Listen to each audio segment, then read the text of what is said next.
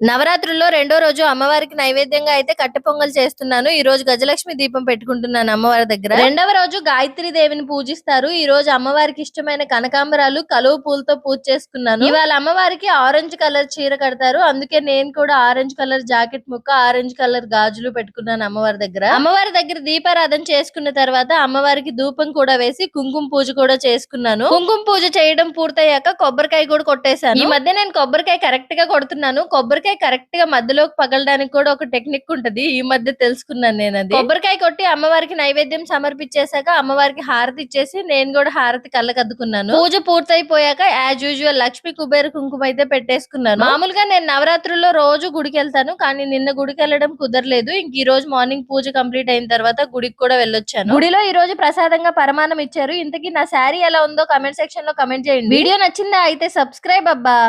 శ్రీమాత్రే నమః.